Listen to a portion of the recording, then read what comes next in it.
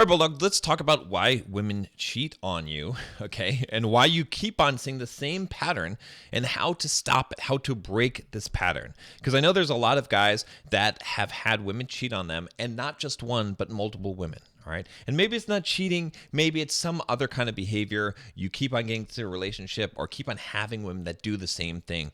But we're going to talk about it in the context of cheating today. And I'm going to tell you exactly why this is and how to solve this problem for once and for all, and why it's actually you. You're the one, your subconscious is what's causing this. So the most important thing to understand is that as humans, one of the biggest things that we always go after is validation. We need to have validation in order to feel good about ourselves. Now, unfortunately, most of us seek validation externally instead of internally, and that's really the point of Stoic philosophy, is to change that so that we're seeking our validation internally. However, it's not possible to always do this. We are going to fall short of our mark, which is to have consistent internal validation, and we are going to have some amount of external validation, especially when it comes to relationships and when it comes to women. All right. Now, obviously, we want to try and break that, but for the meantime, just understand that validation is a very important force. And now, the way that we get validation is when someone treats us right, approves of us. They basically show us love. They show us that we are good enough. That's how we get the validation,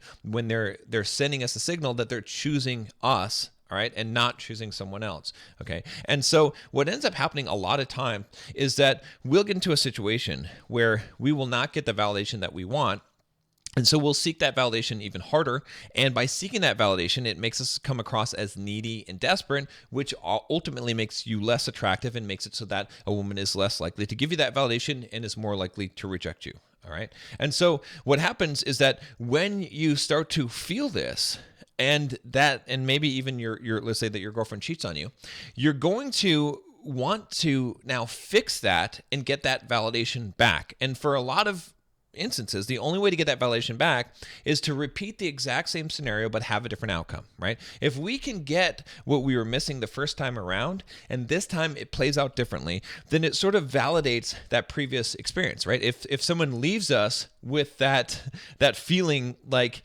they just left us hanging, all right, which is that lack of validation, we want to then go back into that same situation so that we can now resolve it with a better outcome. And so that's what you're going to see is that you'll do, and a lot of people do, is that they'll try to put themselves in the exact same bad situation they were in before, because now they want to get a different outcome, because if they can get a different outcome, then it can really give them that validation, and it can sort of make up for the previous time when they felt like they weren't good enough because someone made them feel that way.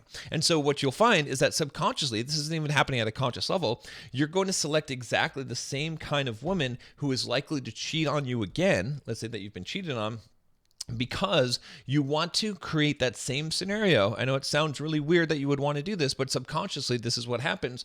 And so that you can have a different outcome this time. And if you have a different outcome this time, then it makes that previous time okay. It makes it so it almost invalidates that, and you can feel good about yourself. And so this is the pattern, and you'll see this with a lot of people. You'll see this with women, especially. Women complain about this all the time. Why do they constantly date the jerk and the asshole that doesn't like them or treats them bad, or maybe physically abuses them, right? How many women get into a physically abusive relationship and then they get to another physically abusive relationship, and you're like, is this woman just dumb, right? And the answer is no. What she's doing is she's seeking validation. She wants to get into the exact same situation and this time turn it around. If she can make the guy not be abusive this time, then it's going to prove that she's good enough, and it's going to invalidate the previous times where she was abused and so forth. So what you have to do if you want to break this and you want to stop this from happening is you have to first recognize the cycle. Recognize why you're doing the things that you're doing. You're doing it in order to get validation, okay? And then there's two ways to solve this. One is to stop seeking external validation. If you stop seeking external validation, it's going to prevent you from getting into these situations. And even if you did get into the situation, it's going to make it so that it doesn't play out the same way. All right. If you are not seeking validation, then a woman is less likely to cheat on you.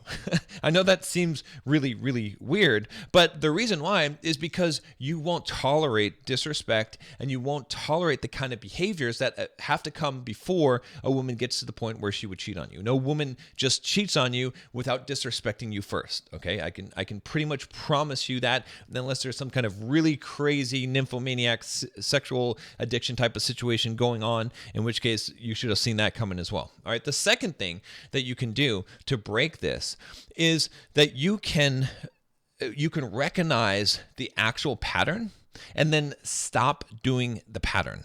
Right? So you can recognize what's happening and you can say, am I in the same scenario that I was before? And if you are, you can remove yourself from that situation. Okay. That is really the only two ways to prevent this from happening. And like I said, the more important, more powerful way is to practice what the Stoics did, is to get rid of the external, to not be dependent on that, to remove the attachments from that, and then to focus on the internal, that internal validation, which again, it is a difficult thing to do.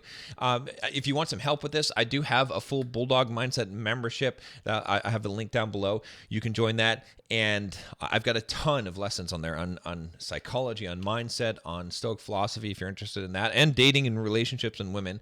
And then also I do offer some one-on-one coaching. You can email me at john@bulldogmindset.com. If you are interested in that, I do have limited spots available, but I will see you tomorrow. Take care.